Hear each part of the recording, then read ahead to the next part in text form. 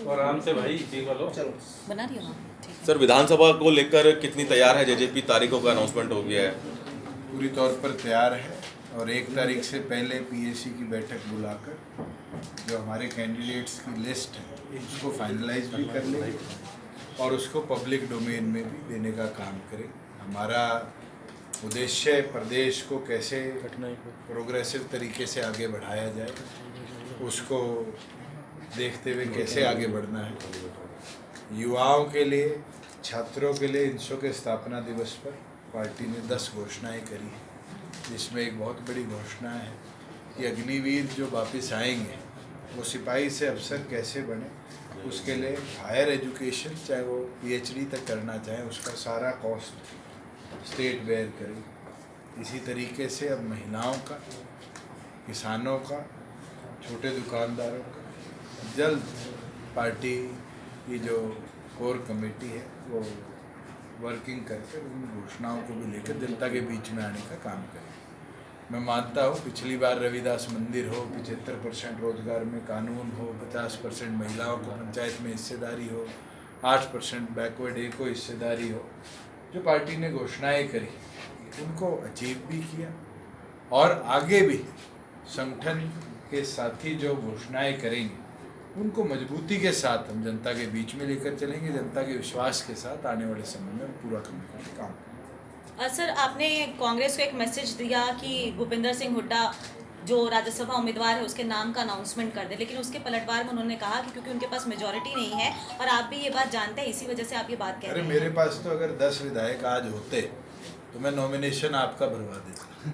भूपेंद्र हुड्डा के पास तो आज भी 30 विधायक है, डरता क्यों है? मैदान है, मैदान में तो लड़ने वाले की जीत होती है, लड़ोगे नहीं, हथियार गिर दोगे, जीत कैसे हो? मैं तो ये बोलता हूँ अभी भी हमारे पास 16 घंटे है, हिम्मत दिखाएं। अगर वो रात को भी हिम्मत दिखाएंगे, कल सुबह मैं स्पीकर ऑफिस में उनके साथ बैठकर साइन करूँगा।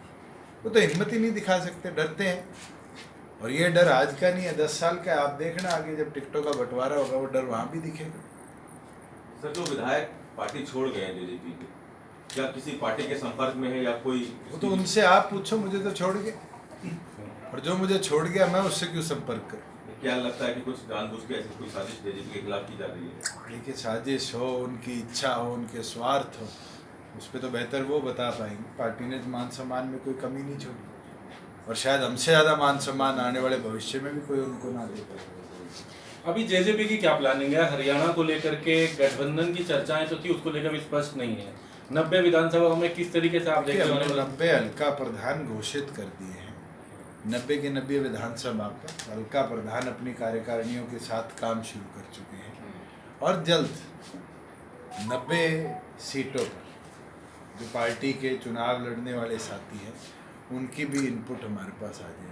हाँ, अलायंस के अंदर अगर कोई एक ऐसा साथी या 2 साथी या 3 साथी हमारे साथ आते हैं जो प्रदेश को कैसे स्टेबिलिटी दे पाएंगे, कैसे हम आगे अच्छी सरकार चला पाएंगे, वो सोच को रखते हैं, तो जरूर उस पर भी विचार। सर, किसी पार्टी से कोई बातचीत चल रही है?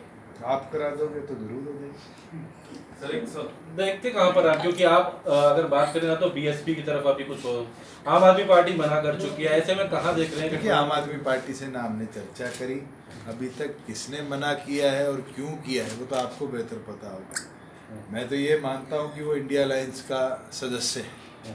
अभी तो उनको तय करना है कि वो कांग्रेस से अलग होकर चुनाव लड़ेगी या नहीं लड़ेगी। अलग होगी तो जरूर चर्चा करेंगे, अगर वो कांग्रेस के साथ लड़ेगी तो हमारे साथ उनके चर्चा करने का तो कोई औचित्य नहीं बनता। आम आदमी अगर पहल करती तो आप लोग तैयार हैं इस पर? करेगी तो जरूर चर्चा करेगी। चर्चा कर अगर हमारे दोनों का या कोई तीसरा, चौथा, पांचवा मिला के कोई सहमति बनेगी तो वाई नॉट। मगर आज के दिन शायद जननायक जनता पार्टी ने ना उस डायरेक्शन में सोचा है, ना हम सोचेंगे। हम अपना 90 का टारगेट लेकर चल रहे हैं। अगर हमारे साथ कोई नहीं होगा तो सबसे युवा कैंडिडेट्स प्रदेश में उतारेंगे।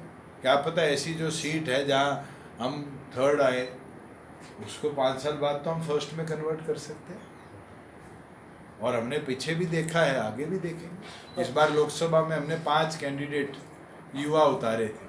मुझे खुशी है कि 5 साल बाद के लिए तो लोकसभा के तैयारी कर 1st, 2nd पोजीशन की लड़ाई लड़े। 2019 में जेजेपी एक किंग मेकर की भूमिका में रही थी, 2024 में किस तरह से देखते हैं सरकार मैं तो बनाएगी? आज भी कहता हूँ और 19 में भी कहता था, ताला हम ही खोलेंगे। एक मैनिफेस्टो जो आपने रखा था 5100 पेंशन, 75% नौकरी, प्रयास करा, आगे बढ़े, सफल पूरी तरीके से नहीं हुआ, क्या उसको दोबारा से लेकर चलने वाले हैं? दीपक 3000 बुढ़ापा पेंशन किसी और प्रदेश में हो तो बताओ। 75% का कानून लाके, वैसे तो प्रधानमंत्री ने भी जुडिशियल कैसे कोलिजियम बने कानून लाया था, कोर्ट ने स्टे करा। कोर्टों के ऊपर जो कदम उठते हैं शायद पॉलिटिकल पार्टी नहीं उन पे ज़्यादा कर पाती, लड़ाइयाँ लड़ पाती है कोर्ट के अंदर। हमारे घोषणा पत्र का एक ऐसा विषय बताओ जिसको हम चला ना पाए, शायद आपको भी ना पता, क्योंकि हमने हर विषय पर काम किया। आपको तो ये भी नहीं पता कि हमारे घोषणा पत्र का हिस्सा था कि हरियाणा पंजाब हाई कोर्ट में हिंदी लागू हो गई, लागू कराई यार, और राष्ट्रपति का अप्रूवल लेके लागू करवाई। पंचायती राज में 50% महिलाओं को आरक्षण देने का जो कानून था हमने लागू कराया। लाल डोरा मुक्त हरियाणा बनाने का कदम हमने उठाया, आज प्रधानमंत्री ने 8 और प्रदेशों में लागू किया। डिजिटल लाइब्रेरी गांव में बने, ये किसका सपना था? हमारा था। 1200 डिजिटल लाइब्रेरी निर्माणाधीन है, 100 से ऊपर डिजिटल लाइब्रेरी आज प्रदेश में चल रही है। स्पोर्ट्स के जो हमारे युवा हैं उनकी डाइट 150 से 400 रुपये हमने करवाई, और उसको 1000 भी आगे हम करेंगे। प्रोजेक्ट हिसार एयरपोर्ट जब आप डिप्टी सीएम थे, काफी आपने उसके लिए कोशिश की, मेहनत की, लेकिन उसके बाद अभी क्या वो अधर में रुक गया है? क्या नहीं, सरकार अदर में नहीं है, जो मेरी नॉलेज में है, क्योंकि वो मेरा ड्रीम प्रोजेक्ट है, मैं उसको बोल नहीं सकता। अब पिछले दिनों एयरपोर्ट अथॉरिटी ऑफ इंडिया के जो इक्विपमेंट्स लगे हैं वहाँ पर कैलिब्रेशन के लिए प्लेन्स आए थे। 1 महीने तक कैलिब्रेशन चलनी है, और 1 महीने में साइमल्टेनियसली, क्योंकि ये प्रपोजल हमने पहले ही भेज रखा था कि इसको डी लाइसेंस कर दिया गया था जब कंस्ट्रक्शन चल रही थी, तो उसकी लाइसेंसिंग अप्लाई कर दी है सरकार।